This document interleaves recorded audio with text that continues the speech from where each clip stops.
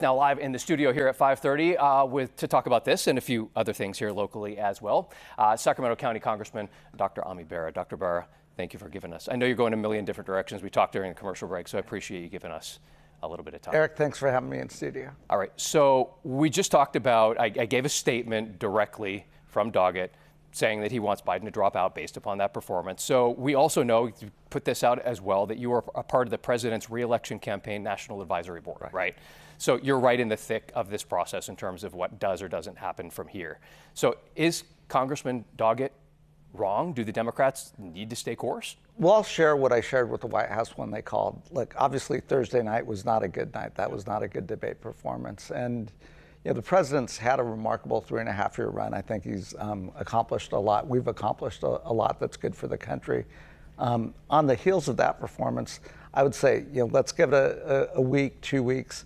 You're going to have objective data come out. But at the end of the day, if the president decides to run and decides to be the nominee, he does have to get out there. He's got to do a bunch of public opinion appearances. He's got to sit and do unscripted interviews, whether that's 60 Minutes, whether that's on cable news, and reassure the public.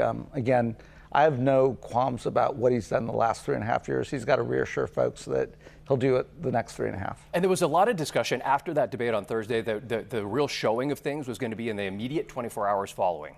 That following Friday. So how do you think the president handled himself during that time frame? He certainly went and did a rally in North Carolina, went out there and showed vigor. But again, folks are going to say, well, that was a teleprompter, et cetera. Sure. I do think if the president decides to run, this is going to be a competitive race. Even before Thursday, this was going to be an incredibly close race. In order to win, he's got to get out there and campaign, and he's got to show that that's what he's going to do, and he's ready to go out there and win. So I'll give him that room, because the alternative, going through picking a new nominee, et cetera, that's uncharted territory. So you have no idea what that's going to look like either. Incredibly laborious and incredibly expensive to do something like that. So the President Biden has said multiple times that the stakes are high. The stakes are high. We hear that from him a lot in terms of overall this election. So there was a poll that came out right before the debate last week from the Hill and Emerson College, who are both partners with us here at Fox 40, showing that former President Trump is leading in some of those key swing states, 6 of them. I'm going to read it: Arizona, Georgia, Wisconsin, Nevada, Pennsylvania, and Michigan. So let's talk about, with that information, let's talk about viability. So with him running at a deficit in those key swing states, and with that performance on Thursday, is what it is. Obviously, people's opinions vary. But with those two things, with a deficit in the key states and that performance, is it viable that he can still mount a successful campaign going forward, really in terms of viability? It is, but again, what we saw in 2016 with Hillary Clinton is, she avoided the press. She didn't go out there and do a bunch of public events and so forth.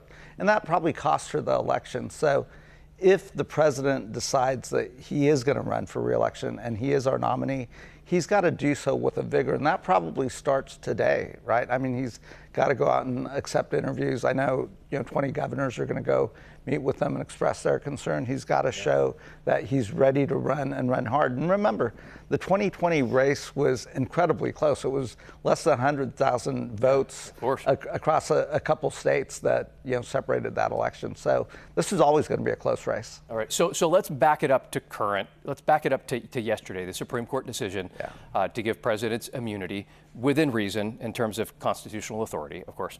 And I don't want to go into the minutia there, but all of this is happening in the middle of the election interference case against former President Trump. So President Biden came out immediately as soon as the Supreme Court announced it and said this is a disservice to the American people.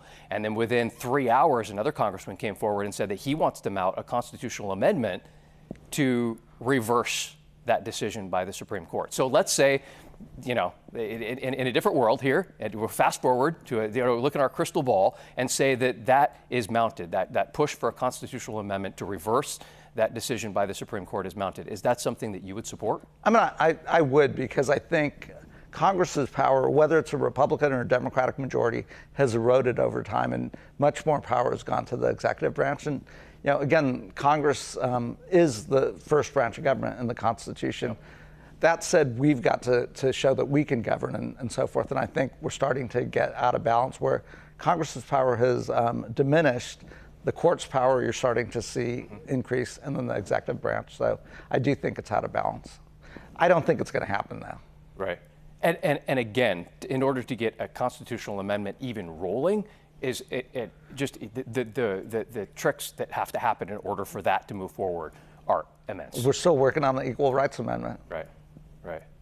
So, Congressman Bera, I wanted that was the center point. Those are some of the things that I really wanted to talk to you about on the national level. I want to bring it down because you're our local congressman for Sacramento County. So I want to ask you about something that was announced not very long ago from your office, and that was a $25 million transportation grant for Sac County. That's a lot of money, $25 million. That's huge. Well, it's especially earmarked only for transportation, right? It's not going to go anywhere else but that. So give me an idea, that $25 million for Sac County, where that's going to go. And it's earmarked for a specific project. If you look at a lot of the growth that's happening in our suburbs, in Elk Grove, Rancho Cordova, Folsom, El Dorado Hills, a lot of folks moving out there, a lot of jobs moving out there. It's to help build what's called the Connector Project, which would connect from I-5 to the 99 down in Elk Grove up. If you've ever driven Grantline Boulevard, it's an old two-lane highway and so forth. Lots of accidents happen there. So the $25 million is going to go for a 3.5-mile portion of Grantline to make it a 4-lane road with bike and pedestrian as well to start. All those folks that are moving out there, we don't want all of that traffic to get on Highway 50. We want to give folks alternative routes to move around our region and so forth. So it really goes to a portion of that project. Okay, and again, we talked in the commercial break that there are a lot of things in the pot right now that you have your hands in, both at the national level and the California level and at the local level. So give me an idea, outside of the two topics that we just discussed, what's at the top of your list for things that are grabbing your attention? So at the international level, as a senior member of the Foreign Affairs Committee, someone on the Intelligence Committee, it's how do we end a war in Europe? How do we contain and find a path forward in the Middle East? And then how do we prevent war in Asia? So that's led me to having to travel a lot and meet with world leaders. I am super glad to be home, though, this 4th of July weekend, because you know what? It's a taste of sanity and so forth to just be home and with our neighbors and friends. Well, but you're not going to be here for very long with your neighbors and your friends. You're back on a plane to go to D.C. pretty quickly after that, right? I will, but I got to be here this week, so go eat some pancake breakfast and go walk in some parades. Yeah. Dr. Bera, thank you so much for being here. Thank you. I appreciate your time.